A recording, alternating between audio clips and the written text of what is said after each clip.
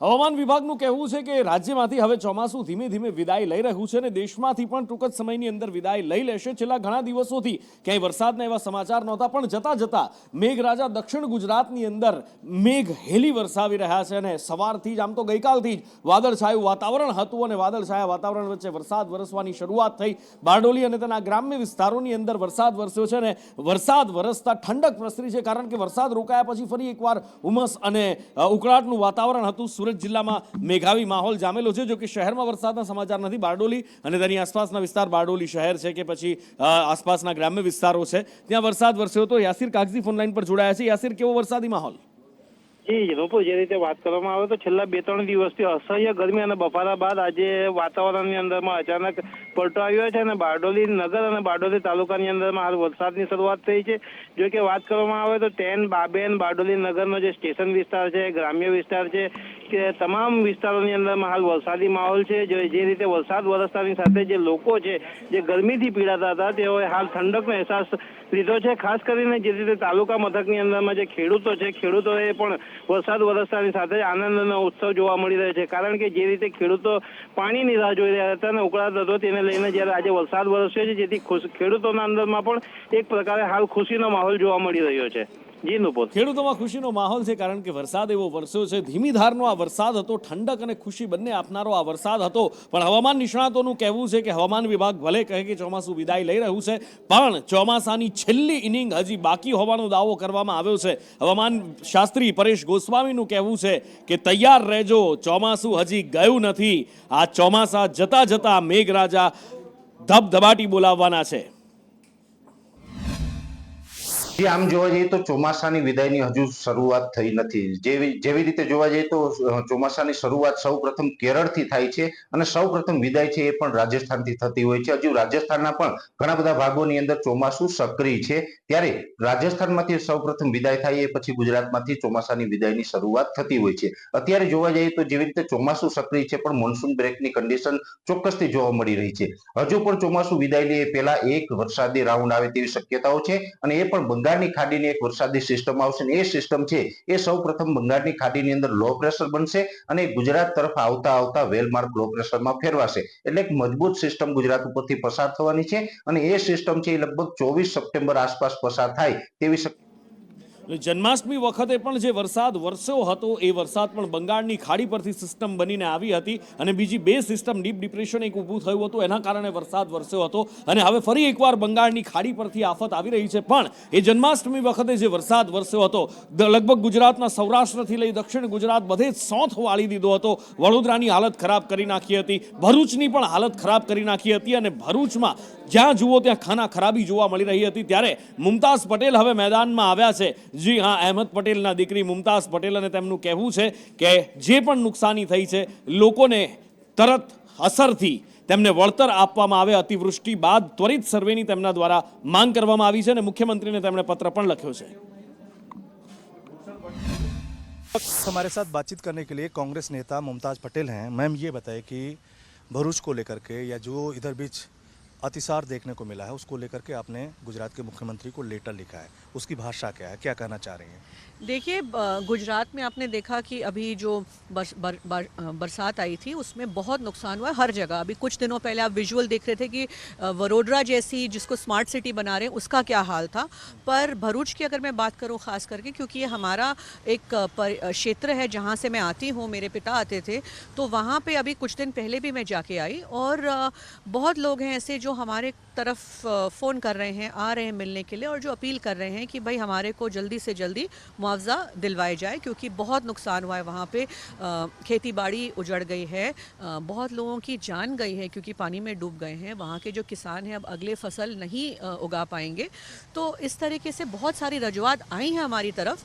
तो मैंने सोचा कि कलेक्टर को तो हमने चिट्ठी लिखी है, हमारी डिस्ट्रिक्ट कांग्रेस ने भी अपील करी है और प्रेस कॉन्फ्रेंसेस किए हैं, आवाज़ उठाई है, सब कुछ किया, पर मैंने सोचा कि सीधा चिट्ठी मैं मुख्यमंत्री जी को लिखूं और उसमें मैंने सिंपल सरल भाषा में बस इतना ही अपील किया है कि जो भी सर्वे वगैरह का काम है उसको जल्द से जल्द पूरा करें और मुआवजा जल्द मिल जाना चाहिए, क्योंकि એટલે મુમતાઝ પટેલનું કહેવું છે કે તેઓ ભરૂચના લોકોનો અવાજ બન્યા છે, જેમણે નુકસાની વેઠી છે, એમને વળતર નથી મળ્યું, વળતર તો છોડો સર્વે પણ નથી થયો ને એના માટે કલેક્ટરને ચિઠ્ઠી લખીને થાક્યા, પછી મુખ્યમંત્રીને ચિઠ્ઠી લખી છે, પણ અહીંયા પણ રાજકારણ શરૂ થયું છે અને મુમતાઝ પટેલ ઉપર વળતો પ્રહાર અમદાવાદથી થયો છે.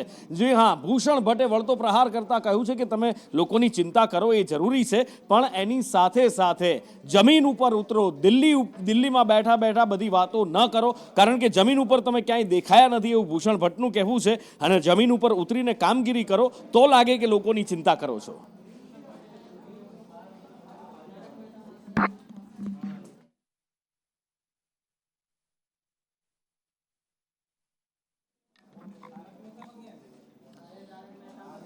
અને અત્યારે પાકિસ્તાનનો એક વિડીયો જબરજસ્ત વાયરલ થઈ રહ્યો છે અને એમાં રક્ષા મંત્રી ખ્વાજા આસિફ સાથે એક પત્રકાર વાતચીત કરી રહ્યા છે અને એમાં 370ની કલમની વાત થઈ છે. એ 370ની કલમ 35 અને એ વખતે પાકિસ્તાનના એ રક્ષા મંત્રી એવું બોલે છે કે અમે કોંગ્રેસ અને નેશનલ કોન્ફરન્સ એક જ બાજુ ઊભા છીએ. સ્વાભાવિક રીતે આ પ્રતિક્રિયા જ્યારે આવી હતી ત્યારથી જ એ નિશ્ચિત હતું કે ભારતની અંદર આ મુદ્દાને લઈ અને રાજકીય ઘમાસાણ શરૂ થવાનું છે અને એ થયું પણ ખરું. ભારતીય જનતા પાર્ટી આ મુદ્દાને જબરજસ્ત એન્કેશ કરવાના પ્રયત્ન કરી રહી છે અને એમાં પણ કાશ્મીરમાં ચૂંટણી છે. હજી પહેલા તબક્કાનું મતદાન ગઈકાલે પત્યું છે. ચૂંટણી સભાઓ ગજવી રહ્યા છે નેતાઓ. વડાપ્રધાન નરેન્દ્ર મોદી પણ કટરા પહોંચ્યા હતા અને આ મુદ્દો ચૂંટણી સભામાં ગુંજ્યો.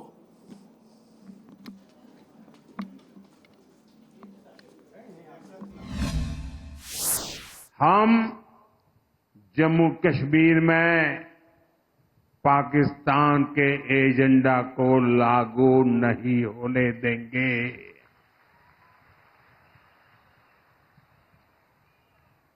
दुनिया की कोई ताकत जम्मू कश्मीर में आर्टिकल 370 की वापसी नहीं करा सकती. यानी कांग्रेस नेशनल कॉन्फ्रेंस की पोल खुद पाकिस्तान ने खोल दी है. यानी कांग्रेस नेशनल कॉन्फ्रेंस यहां पर पाकिस्तान का एजेंडा लागू करना चाहते हैं. पाकिस्तान के जिस एजेंडे ने जम्मू कश्मीर की पीढ़ियां बर्बाद की, हमारा खून बहाया आया, वही ये लोग यहां फिर से लागू करना चाहते हैं. અને રાજનીતિ ચરમ ઉપર છે. એવું નથી કે અત્યારે ખાલી આ પાકિસ્તાનવાળા કે ખ્વાજા આસિફના નિવેદન ઉપર જ આમને સામને વાક પ્રહાર થઈ રહ્યા હોય અથવા તો ભારતીય જનતા પાર્ટી કોંગ્રેસને આડે હાથ લઈ રહી હોય. પત્રનો પણ અત્યારે જબરજસ્ત એક મુદ્દો ચાલી રહ્યો છે. એક પત્ર મલ્લિકાર્જુન ખડગે દ્વારા લખવામાં આવ્યો હતો અને એના પછી જેપી નડ્ડાએ પત્ર લખ્યો છે અને સામસામા આરોપ પ્રત્યારોપ પત્ર વ્યવહારથી પણ થઈ રહ્યા છે. જાણીએ કૃષ્ણા પાસેથી. જી બિલકુલ પૂરા કાગઝી વાર પલટવાર માત્ર ગુજરાતની રાજનીતિમાં નહીં પરંતુ રાષ્ટ્રીય પટલ પર પણ જોવા મળી રહ્યા છે. કોંગ્રેસના રાષ્ટ્રીય અધ્યક્ષ મલ્લિકાર્જુન ખડગે દ્વારા એક પત્ર લખવામાં આવ્યો હતો રાહુલ ગાંધીને લઈને. તેમણે એવું કહ્યું કે આ એક એવા મુદ્દા પર હું ધ્યાન દોરવા માંગુ છું. પ્રધાનમંત્રી નરેન્દ્ર મોદીને તેમણે આ પત્ર લખ્યો હતો અને તેમણે કહ્યું હતું કે ભારતીય જનતા પાર્ટી અને તેના સહયોગી પક્ષોના નેતાઓ દ્વારા રાહુલ ગાંધીને લઈને કેટલાક વાંધાજનક અભદ્ર શબ્દો કહેવામાં આવ્યા છે. એ ખરેખર ખૂબ જ ચિંતાજનક છે. તેમણે કહ્યું હતું કે ભવિષ્ય માટે ઘાતક છે. કેન્દ્ર સરકારમાં રેલવે રાજ્યમંત્રી, ભાજપ શાસિત યુપીના લોકસભાના વિરોધ પક્ષના નેતા, યુપીના મંત્રી એ રાહુલ ગાંધીને નંબર 1 આતંકવાદી કહી રહ્યા છે. આ ઉપરાંત એક નેતા તો એવા પણ છે કે જેમણે એવું કહ્યું કે રાહુલ ગાંધીની જીપ શોધી લાવનારને હું 11 લાખનું ઇનામ જાહેર કરીશ. આ ઉપરાંત બીજેપીના એક નેતા છે દિલ્હીમાં અને ભૂતપૂર્વ ધારાસભ્ય છે ઇન્દિરા ગાંધીની જેમ જ તેમણે એમને મારવાની પણ ધમકી આપી રહી છે. આ બધા મુદ્દાઓ મૂકીને તેમણે પ્રધાનમંત્રી નરેન્દ્ર મોદીને પત્ર લખ્યો હતો અને તેમણે કહ્યું હતું કે આ ખૂબ જ ચિંતાજનક છે અને આના કારણે કોંગ્રેસના કરોડો કાર્યકર્તાઓ અને નેતાઓ પણ આક્રોશિત છે, ચિંતિત છે. આ મુદ્દાને લઈને દેશમાં ઘણી બધી જગ્યાએ વિરોધ પ્રદર્શન પણ કરાયું હતું, ગુજરાતમાં પણ થયું હતું. જો કે આ લેટર બાદ સામે જગત પ્રકાશ નડ્ડા, જેપી નડ્ડા દ્વારા પલટવાર કરવામાં આવ્યો છે. તેમણે એવું કહ્યું છે કે જો કે એ શબ્દો હું શબ્દશઃ મૂકવા માંગીશ. એમણે એવું કહ્યું છે કે પીએમ મોદીને તમારી નિષ્ફળ પ્રોડક્ટ, એટલે રાહુલ ગાંધીને તેઓ વારંવાર નિષ્ફળ પ્રોડક્ટ કહેતા રહ્યા છે, તમારી નિષ્ફળ પ્રોડક્ટને પોલિશ કરવા માટે તમે જે પત્ર લખ્યો છે અને જનતા દ્વારા વારંવાર નકારી કાઢવામાં આવ્યા છે, એટલે રાહુલ ગાંધીની આ વાત છે. અને રાજકીય મજબૂરીને કારણે તમે તેમને વારંવાર બજારમાં લાવવાનો પ્રયાસ કરી રહ્યા છો. પરંતુ આ સાથે સાથે રાહુલ ગાંધીની સાથે તેમણે એવું કહ્યું કે આ એક એવા નેતા છે રાહુલ ગાંધી કે જેમણે વારંવાર 110 કરતાં પણ વધારે વખત પ્રધાનમંત્રી નરેન્દ્ર મોદી પર પલટવાર કર્યો છે, ઓબીસી કહીને જે આખા સમાજનું અપમાન કર્યું હતું. આવા ઘણા બધા મુદ્દાઓ જગત પ્રકાશ નડ્ડા દ્વારા પણ મૂકવામાં આવ્યા છે. તેમણે કહ્યું કે રાહુલ ગાંધીએ જે પણ દુષ્કૃત્યો કર્યા છે અથવા તો તમારા નેતાઓએ જે પણ કર્યું છે તમે અવગણી રહ્યા છો અને માત્ર એમને હાઇલાઇટ કરવા માટે આવા પત્રો લખી રહ્યા છો. એ ખરેખર ખૂબ જ ચિંતાજનક છે. ઓબીસી સમુદાયને આખો ચોર કહીને અપમાન કરવાનો ઇતિહાસ ધરાવનારા આ વ્યક્તિ છે એવું તેમણે કહ્યું છે. અને આ ઉપરાંત જેમ પરિવારની વાત કરી મલ્લિકાર્જુન ખડગે કે ઇન્દિરા ગાંધી છે, મહાત્મા ગાંધી છે, રાજીવ ગાંધી છે, આવા જ નફરતી શબ્દોને કારણે તેઓ શહીદ થયા હતા એમની વાત કરી છે. તો સામે જેપી નડ્ડાએ પણ એવું કહ્યું છે કે રાહુલ ગાંધીની માતા સોનિયા ગાંધી હતી. શું ખડગેજીએ મોદીજી માટે મોતના વેપારી જેવા અસંસ્કારી શબ્દોનો ઉપયોગ નહોતો કર્યો? એટલે બંને પક્ષે આવા વાર પલટવાર થઈ રહ્યા છે અને ઘણી બધી જગ્યાએ એમાં શબ્દોની મર્યાદા ભૂલાઈ રહી છે. નુપુર, બિલકુલ. અને આગળ વાત કરવી છે, હવે એક મહાસંમેલન મળવા જઈ રહ્યું છે ગુજરાતની અંદર અને આ સંમેલન છે ક્ષત્રિય સમાજનું. કોઈ આંદોલનના મંડાણ નથી કે કશું જ નથી. ભૂતકાળની અંદર આપણે જોયું છે ચૂંટણી વખતે એક આંદોલનના મંડાણ થયા હતા અને મહાસંમેલન મળ્યું હતું. પણ આ વખતે એવું કહેવાય રહ્યું છે કે ક્ષત્રિય સમાજની એકતા માટે આ જે સંમેલન મળવા જઈ રહ્યું છે અને એમાં કોઈ રાજકીય મુદ્દો ન ચર્ચવાની વાત છે. જોકે રાજકીય પ્રતિભાવો તેમાં આવશે. શંકરસિંહ વાઘેલા સહિતના જે પણ ક્ષત્રિય આગેવાનો અથવા તો રાજકીય કદ ધરાવતા વ્યક્તિઓ છે એ બધા જ ઉપસ્થિત રહેવાના છે. પણ ભાવનગરના યુવરાજ દ્વારા સ્પષ્ટપણે કહેવામાં આવ્યું છે કે કોઈ પણ રાજકીય એજન્ડા કે મુદ્દો લઈને ન આવે. સમસ્ત ક્ષત્રિય સમાજ એકજૂથ થવા જઈ રહ્યું છે અને મહાસંમેલનનું આયોજન ગોતા ખાતે કરવામાં આવી રહ્યું છે. તેને લઈને મોટી સંખ્યામાં તમામ ક્ષત્રિયો હાજર રહેશે તેવી સંભાવનાઓ અને તેવી સૂચક તૈયારીઓ પણ અહીંયા ડોમ વિશાળ બનાવવામાં આવ્યો છે અને તમામ રાજાઓ પણ અહીંયા ઉપસ્થિત રહે તેવી પણ સંભાવનાઓ છે. સાથે ક્ષત્રિય સમાજ તરફથી પણ તમામ રાજકીય આગેવાનોને પણ આમંત્રિત કરવામાં આવ્યા છે. આ સામાજિક છે કે રાજકીય, સીધી જ વાત અર્જુનસિંહ સાથે કરીએ. બાપુ, આ જ્યારથી આંદોલન આજે સમાજની એકજૂટ થવાની વાત છે, પહેલી એક સ્પષ્ટતા પૂછવા માંગીશ કે આ રાજકીય છે કે સામાજિક છે? બેન, અમે ઘણા સમયથી એકની એક જ વાત કરીએ છીએ. શંકરસિંહજીને જે વાત હતી એમણે પણ બહુ સ્પષ્ટ કરી દીધું છે, આ આપણું મંદિર છે, ક્ષત્રિય સમાજનું મંદિર છે, એટલે મારા રાજકીય જોડા મારે બહાર રાખવાના છે, આ ડેલાની અંદર પણ નથી લાવવાના. એમ હું એમ નહીં, પણ દરેક વ્યક્તિ, ચાહે ભારતીય જનતા પાર્ટીના હોય, કોંગ્રેસના હોય, કોઈ પણ સામાજિક આગેવાન હોય, એમણે પોતાનું રાજકીય અસ્તિત્વ બહાર મૂકી પોતાનું સ્થાન અહીંયા સમાજના આગેવાન, સમાજના દીકરા તરીકે જ અહીંયા જોડવાનું છે. સમાજને એક કરવાનો પ્રયત્ન કરવાનો છે. આની અંદર ક્યાંય પણ રાજકીય ઉલ્લેખ કરવાનો અથવા રાજકીય આગેવાની કરવાનો ક્યાંય અત્યારે ઉલ્લેખ આપણે કરશું કે દરેક માતાજી, અમારે લગભગ 7 કુળદેવીઓના અલગ અલગ વાડાઓ છે, જેમાં જાડેજા, ઝાલા, ચુડાસમા, વાળા, ગોહિલ, આ અલગ અલગ જે માતાજીઓ જે છે જેમની પૂજા થાય છે, અર્ચના થાય છે, એમની જ્યોત ભેગી કરી અને એક માય મંદિર જેવું એક સ્થાપના થાય એવી પણ એક અમારા સમાજની માંગણી હતી અને એ માંગણીને ધર્મને, આસ્થાને સાથે જોડી અને અમે આગળ વધવા માંગીએ. જયવીરરાજસિંહ, કૃષ્ણકુમારસિંહના વંશજ ભાવનગરના યુવરાજ જે આ આગેવાની મુખ્ય કરી રહ્યા છે આખા સંમેલનની, અને એમની એક હાકલ પર આખો ક્ષત્રિય સમાજ ભેગો થઈ રહ્યો છે. કહી રહ્યા છે કે કોઈ પણ રાજકીય એજન્ડા સાથે ન આવે. અત્યારે પણ તમે સાંભળ્યું કે રાજકીય જોડા બહાર લાવીને વાત કરવા, બહાર મૂકીને અંદર આવવાની વાત થઈ રહી છે. પણ સંજય મારી સાથે છે. સંજય, સમાજનું સંમેલન ક્યારે પણ મળી શકે એમાં કોઈ ના નથી, પણ સમાજનું સંમેલન મળવાનો આ ટાઈમિંગ એ છે કે જ્યારે ઢોલ નગારા અને ભણકારા વાગી રહ્યા છે સ્થાનિક સ્વરાજની ચૂંટણીના, અને એ વખતે વાત થઈ રહી છે સંમેલનની અને કહેવાય રહ્યું છે રાજકીય જોડા બહાર મૂકીને આવવું. એટલે સમીકરણ શું બેસતું દેખાય? જે સામાન્ય રીતે જે પણ થોડા સમયની પાછળ વાત કરીએ કે જે આંદોલનો થયા તે હંમેશા ચૂંટણીની આજુબાજુના સમયે થયા છે. જ્યારે લોકસભાની ચૂંટણી હતી ત્યારે પણ ક્ષત્રિય સમાજનું એક મોટું આંદોલન શરૂ થયું હતું પરસોત્તમ રૂપાલાના નિવેદનને લઈને. ત્યારબાદ તેમની તે સમય પણ એમની મુખ્ય માંગ એ જ હતી કે પરસોત્તમ રૂપાલાને ઉમેદવાર તરીકેથી ભાજપ હટાવે, પરંતુ ભાજપે તે હટાવે નથી. અને ત્યારબાદ પણ ચૂંટણી પછી એક નિવેદન આવ્યું હતું કે અમારું હવે આંદોલન પૂર્ણ થાય છે. પરંતુ ફરીથી જ્યારે હવે સ્થાનિક સ્વરાજની ચૂંટણીઓ આવી રહી છે ત્યારે ફરીથી એક ક્ષત્રિય સમાજનું સંમેલન મળી રહ્યું છે. અને એ સંમેલનની અંદર કેટલાક રાજકીય મુદ્દાઓને પણ ધ્યાનમાં લેવામાં આવે, રાજકીય મુદ્દાઓ પર પણ ચર્ચા થાય તેવું લાગી રહ્યું છે. પરંતુ તેને ધ્યાને રાખીને ભાવનગરના યુવરાજે સ્પષ્ટતા કરી છે કે હું અને મારો પરિવાર હંમેશા ક્ષત્રિય સમાજ માટે કાર્યો કરવા માટે હંમેશા તત્પર છીએ. સમાજનું કલ્યાણ થાય તેવા કાર્યો કરશો, પરંતુ મારે અને મારા પરિવારના નામે જે પણ લોકો રાજકીય રોટલા શેકવા માગે છે તે મારાથી દૂર રહે. અમારા પરિવારે ક્યારેય રાજનીતિ કરી નથી અને ક્યારેય રાજનીતિના ભાગ કોઈ પણ પક્ષ લીધો નથી.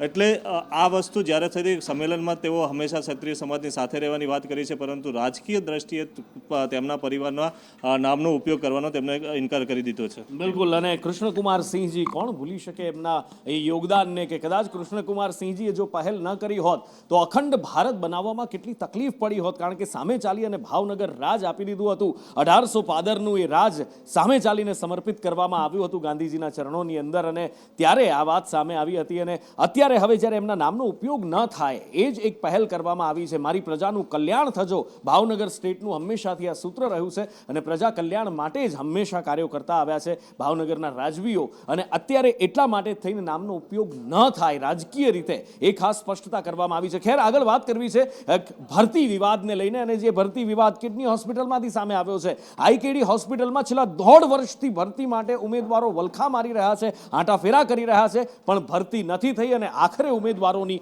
ધીરજ ખૂટી ગઈ છે. માટે આ પ્રકારે આજે વિરોધ તમારે કરવો પડે? મેમ, અમે લોકો આઈકેડી આરસીની વેકેન્સી પડી હતી, બરાબર, 31 જેવી અલગ અલગ કેડરની હતી. હું સ્ટાફ નર્સ છું, બરાબર. મેં બીએસસી નર્સિંગ પાસ કર્યું છે અને અહીંયા અમે લોકોએ એપ્રિલ 2023માં એની વેકેન્સી બહાર આવી હતી, નોટિફિકેશન આવી હતી અને 17/12 એની એક્ઝામ કન્ડક્ટ થઈ હતી. ઓલમોસ્ટ એ પણ કેટલા ટાઈમ પછી થઈ હતી. એના પછી હજી હમણાં લગભગ જૂનમાં આવ્યું ને રિઝલ્ટ, જૂનમાં 5 જૂને એનું રિઝલ્ટ ડિક્લેર થયું અને 10/7 એ લોકોએ વેરિફિકેશન ચાલુ કર્યા. કેમ કે અને હજી બી અમે લોકો એમને પૂછીએ છીએ તો એ લોકો અમને જવાબ નથી આપતા કે ક્યારે ઓર્ડર આપશે, ક્યારે ફાઇનલ મેરિટ લિસ્ટ આવશે. એટલે 1 મહિનાથી જ દર અઠવાડિયે બધા જાય છે. દર વખતે એ જ આન્સર મળે છે કે 2 દિવસમાં ફાઇનલ મેરિટ લિસ્ટ આવશે, એના પછી ઓર્ડર 15 દિવસમાં તૈયાર કરવાનો છે. દર વખતે અમે આ જ રાહ જોઈએ છીએ. આ વખતે આવ્યા ત્યારે આ વખતે એવું કહે છે કે તમને 15 દિવસમાં આન્સર મળશે. એવું બી કહે છે કે અમારી ઈચ્છા થાય તો અમે ભરતી રદ બી કરી શકીએ, યા તો એવું બી કહે છે કે 600માંથી પૂરી ભરતી લઈએ બી ના બી લઈએ, યા તો કેન્સલ બી કરી દઈએ. અને અમે લેખિત રજૂઆત બી કેટલી વાર કરી છે. ટોટલ મેડમ 31 કેડરની અલગ અલગ જગ્યાઓની ભરતી હતી. 1100 જેટલા ઉમેદવારો છે. અમે મેડમ ભરતી પડી ત્યારે એટલા ખુશ હતા કે સિવિલ હોસ્પિટલમાં નોકરી મળશે, અમને મહેનત કરીને પરીક્ષા પાસ કરશું. 1.5-2 વર્ષ અમે પ્રાઇવેટ નોકરી મૂકીને અમારા મા બાપ મજૂરી કરે છે, પરીક્ષા પાસ કરી. તેમ છતાં પણ ભરતી પ્રક્રિયા હજી પૂરી નહીં થઈ. 2 વર્ષ જેટલો સમયગાળો થઈ ગયો. ખરાબ રીતે આ લોકો પ્રોસેસ કરી ચૂક્યા છે. આગળ આટલા 1.5 વર્ષ થયું છે, છતાં પણ એનો કોઈ અમને સચોટ જવાબ નથી મળી રહ્યો. વારંવાર અમારા વિદ્યાર્થી મિત્રો કે જે સરકારી કલીગ્સ હોય બધા રજૂઆત કરે છે, છતાં પણ કોઈ પ્રોપર એવો આન્સર મળી નથી રહેતો. કેમેરામેન પુખરા શર્મા સાથે દિવ્ય ચૌહાણ, સંદેશ ન્યૂઝ, અમદાવાદ. વડોદરા શહેર કેટલાય દિવસો સુધી લગભગ અડધાથી પોણું શહેર પાણીમાં ડૂબેલું રહ્યું. વિશ્વામિત્રીના પૂરે ડૂબાડ્યું એમ કહેવામાં આવે છે, પણ એ તંત્રના પાપે ડૂબ્યું છે એવું લોકો કહી રહ્યા છે.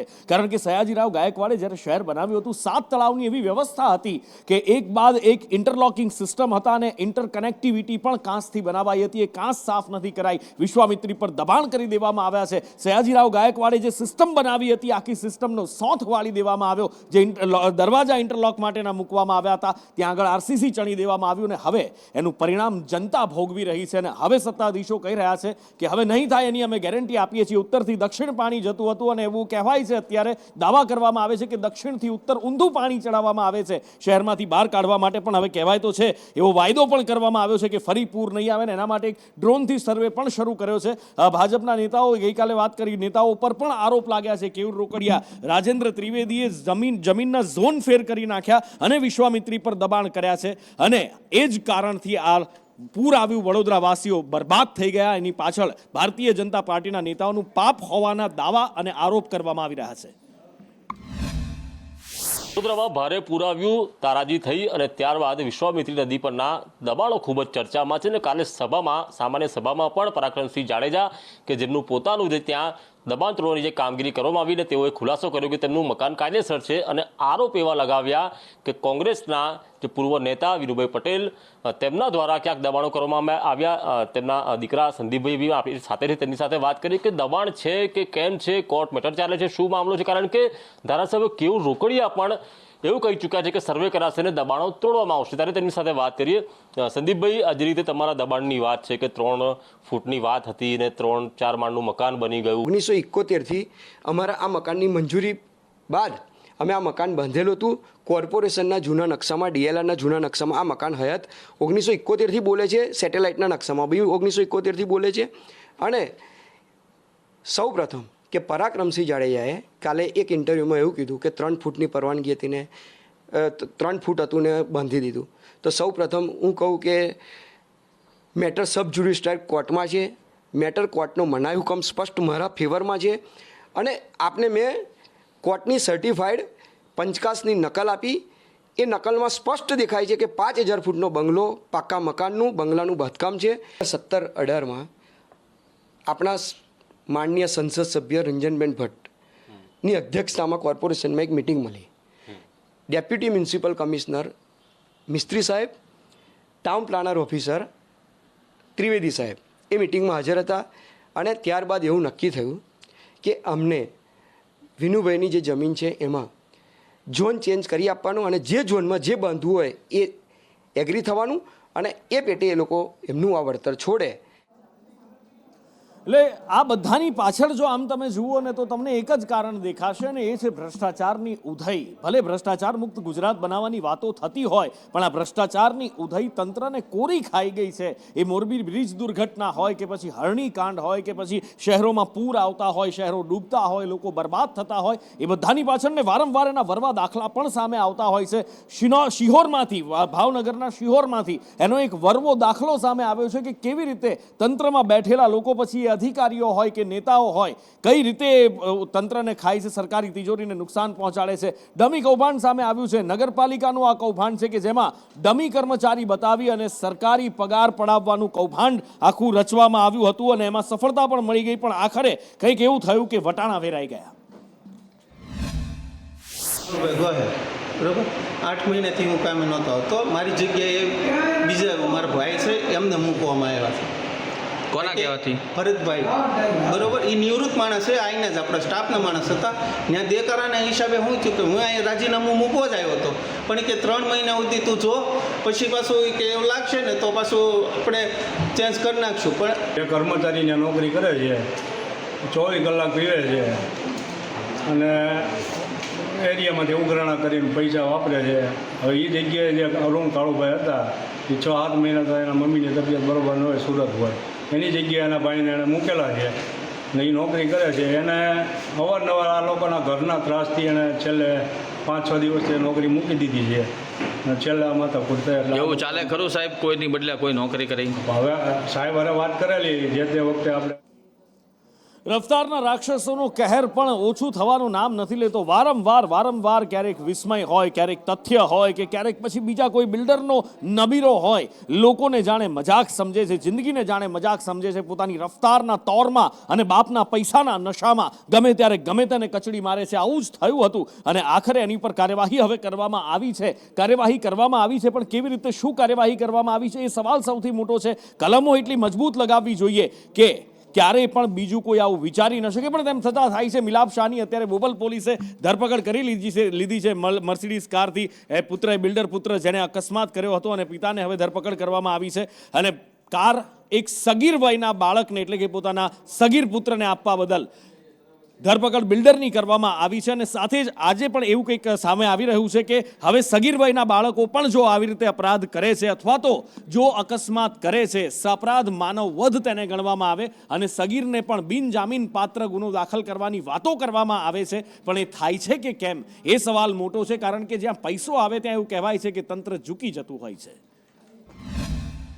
બોપલ પોલીસ સ્ટેશન ખાતે જે 17 તારીખે ગુનો બન્યા, તારીખ 14ના રોજ જે ઘટના બની હતી એનો અનુસંધાને અગાઉ કાયદામાં સંઘર્ષમાં આવેલા કિશોરને નજરકેદ કરવામાં આવેલો હતો અને એના પિતા એ જાણતા હતા કે એ જુવેનાઇલ છે અને એને વાહન ચલાવવા ન દેવાય આમ છતાં એમણે એને વાહન ચલાવવા દીધું અથવા એને વાહન ચલાવવા માટે ચાવી આપી અને જે પણ લોકોનો જીવ જોખમમાં મુકાયો છે એમાં એમનો રોલ છે. અનુસંધાને એમની ધરપકડ કરવામાં આવેલી છે. ગઈકાલે સુરતની એક સોસાયટીના રહીશો પહોંચ્યા હતા મહાનગરપાલિકાની કચેરી એટલે કે મ્યુનિસિપલ કોર્પોરેશનના વોર્ડની અંદર અને ત્યાં જઈને વોર્ડ ઓફિસે તેમના દ્વારા છાજિયા લેવામાં આવ્યા હતા, પોસ્ટર સાથે હલ્લાબોલ કરવામાં આવ્યો હતો, વિરોધ પ્રદર્શિત કરવામાં આવ્યો હતો અને તેમના દ્વારા કહેવામાં આવ્યું હતું કે બિલ્ડર દ્વારા ગેરકાયદેસર બાંધકામ કરવામાં આવે છે. ત્યારે એ કોર્પોરેટર બી હોવાનું સામે આવ્યું હતું અને શ્રીકુંજ સોસાયટીના રહીશો ત્યારે કોર્પોરેટરે સ્પષ્ટતા આપી છે કે હું ક્યાંય કોઈ બાંધકામ સ્થળ પર ગયો નથી, મારું દામન બિલકુલ સાફ છે. બીજી બાજુ રહીશોના આક્ષેપો એમના એમ છે જે ન માત્ર કોર્પોરેટર પર પણ મહાનગરપાલિકા અને મેયર પર પણ કરવામાં આવ્યા છે. લોકોનો આક્ષેપ છે કે તમે લોકોને હેરાન પરેશાન કરો છો.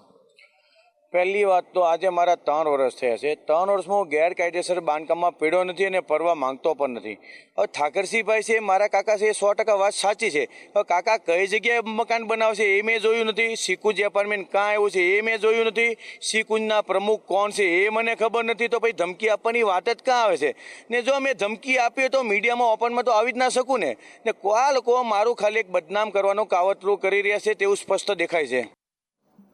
ગુજરાતની શાન એવા ડાલામથ્થા અને ડાલામથ્થાને જોવા હોય તો સાસણગીર જવું પડે. સાસણગીર જવું હોય તો એ પહેલા સફારી બુક કરવી પડે અને ઓનલાઈન સિવાય હવે બીજો કોઈ વિકલ્પ નથી. ઓનલાઈન સફારી બુક કરવી પડે અથવા ત્યાં જાઓ અને જો જગ્યા હોય તો ઓફલાઈન મળે, પણ એના ચાન્સીસ બહુ ઓછા છે. મોસ્ટલી ઓનલાઈન બુકિંગ કરવાનું હોય છે ને એ પણ રાજ્ય સરકારની વેબસાઇટ પરથી. પણ તમે સર્ફ કરશો ને જો અત્યારે ઇન્ટરનેટ પર તો ઘણી બધી વેબસાઇટ મળશે જે સરકારી વેબસાઇટ નથી, પણ એમ છતાં પણ તમને સિંહ બતાવવાના દાવા કરે છે. જી હા, ખાનગી વેબસાઇટ પર સિંહ દર્શનના બુકિંગનો મુદ્દો સામે આવ્યો અને ત્યારબાદ ખળભળાટ મચી ગયો.